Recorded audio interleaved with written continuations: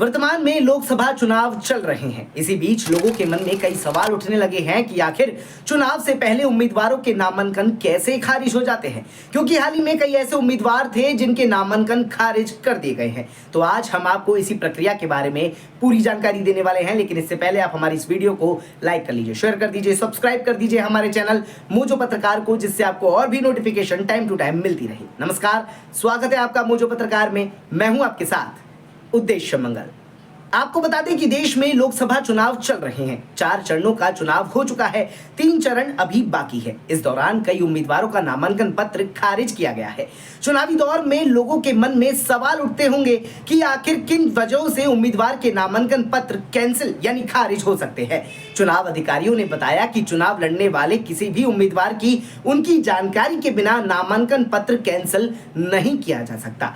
एक अधिकारी ने बताया कि जब भी कोई उम्मीदवार लोकसभा या विधानसभा चुनाव के लिए रिटर्निंग अफसर या असिस्टेंट रिटर्निंग अफसर के सामने अपना नामांकन पत्र दाखिल करते हैं तो उसी वक्त उसकी जांच की जाती है। अधिकारियों को अगर उसमें कहीं भी कोई भी कमी लगती है तो उम्मीदवार को वहीं पर एक चेक लिस्ट जारी कर दी जाती है। उसमें उनके नामांकन पत्र में जहां जहां जो भी कमियां रह गई है उन सभी बातों की जानकारी दी जाती है। मसलन नामांकन पत्र दाखिल करते वक्त अगर उम्मीदवार ने शपथ नहीं ली, सिक्योरिटी मनी जमा नहीं कराई, कोई कॉलम खाली छोड़ दिया, नामांकन पत्र हर पेज पर साइन नहीं किए, नियमों के मुताबिक प्रस्तावक पत्र नहीं दिए, अपने आपराधिक रिकॉर्ड, संपत्ति का ब्यौरा, ज्वेलरी, हथियार और पढ़ाई लिखाई समेत इसी तरह की दूसरी जानकारियों वाले एफिडेविट नहीं दिए तो इन कमियों के बारे में पहले बताया जाता है। चेकलिस्ट में उम्मीदवार को यह बताया जाता है कि जो भी कमी उन्होंने नामांकन पत्र में छोड़ी है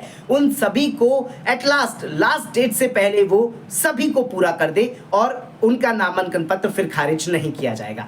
अगर उम्मीदवार ने अपने नामांकन पत्र में छोड़ी गई कमियों को तय समय में पूरा कर दिया है तो उसका नामांकन पत्र कैंसिल नहीं होता। अगर उम्मीदवार ने चेकलिस्ट दिए जाने के बाद भी समय पर उन कमियों को पूरा नहीं किया तो नामांकन पत्रों की जांच के दौरान उसका नामांकन पत्र रद्द कर दिया जाता है।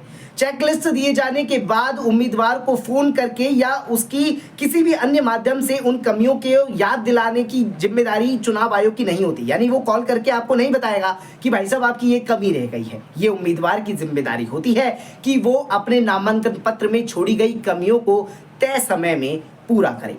रिप्रेजेंटेशन ऑफ पीपुल एक्ट यानी 1951 के तहत कोई भी शख्स जो भारत का नागरिक हो, उसका नाम वोटर लिस्ट में हो और वह चुनाव लड़ने के लिए तय उम्र हासिल कर चुका हो तो वह चुनाव लड़ सकता है। चुनावी अधिसूचना जारी होने के साथ ही नामांकन पत्र दाखिल करने की प्रक्रिया शुरू हो जाती है। राष्ट्रीय और क्षेत्रीय जैसे राजनीतिक दलों से चुनाव लड़ने वाले उम्मीदवारों को एक प्रस्तावक चाहिए होता है। निर्दलीय उम्मीदवार को 10 प्रस्तावक चाहिए होते हैं।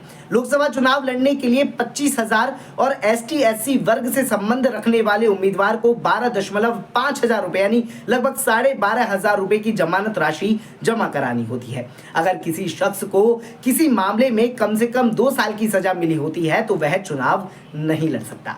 अधिकतम 2 सीटों से चुनाव लड़ा जा सकता है। तो ये है वो प्रक्रिया जिसके तहत चुनाव आयोग किसी भी उम्मीदवार के नामांकन को खारिज कर सकता है। खैर, आपको ये जानकारी कैसी लगी? अपना जवाब हमारे कमेंट बॉक्स में जरूर दीजिएगा। बने रहिए मोजो पत्रकार के साथ। नमस्कार।